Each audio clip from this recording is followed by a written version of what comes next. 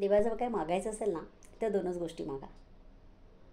एक तर देवा तू नेहमी माझ्यासोबत राहा, आणि दुसरी गोष्ट म्हणजे माझ्या माणसांना सुखी ठेव. ह्या दोन गोष्टी आपण मागितल्या ना की त्यात सगळं काही येतं. आपल्याला वेगळं काही मागायची गरज लागतच नाही. आपल्यासोबत जेव्हा देव असतो ना तेव्हा आपले सगळे मार्ग अगदी सुखकर होऊन जातात. आपल्या आयुष्यात संकट दुःख येतात, पण ती संकट दुःख सहन करण्याची ताकदही आपल्याला देव देतो, आणि मेहनत करायची शक्तीही आपल्याला देव देतो. आणि देव आपल्यासोबत असेल ना तर सगळं काही व्यवस्थित होऊन जातं. संकट आली तर त्या संकटातनं अलगद आपल्याला आपला देव बाहेर काढतो. त्यामुळे त्याची साथ ही नेहमी मागा. देवाला म्हणा तू नेहमी माझ्यासोबत राहा देवा, बघा सगळं काही छान होईल. आणि दुसरी गोष्ट म्हणजे माझ्या माणसांना सुखी ठेव.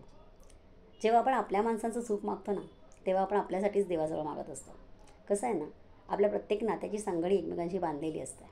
मीन्स आता बघा, आईवडील कधी खुश असतात किंवा कधी आनंदी असतात जेव्हा त्यांची मुलं छान घडतात, मुलांची प्रगती होते. त्यामुळे तुम्ही मुलांचं सुख मागता ना, मुलांचा आनंद मागता, मुलांची प्रगती मागता देवाजवळ, त्यावेळेला नॅचरली तुम्हीच सुखी होता, आनंदी होता, समाधानी होता. मीन्स प्रत्येक नात्याची सांगडी आपली एकमेकांशी बांधलेली आहे. त्यामुळे प्रत्येकाचं सुख आहे ना, आपलं सुख आहे ना, हे आपल्या प्रत्येक नात्याशी निगडीत आहे. त्यामुळे आपल्या माणसांना सुखी ठेव असं देवाला सांगितलं ना की आपोआपच त्यात आपलंही सुख येतंच. त्यामुळे या दोन गोष्टी मागितल्यात ना तुम्हाला वेगळं काही मागायची गरजच नाही आहे. त्यामुळे देवावर विश्वास ठेवा आणि असेच छान राहा.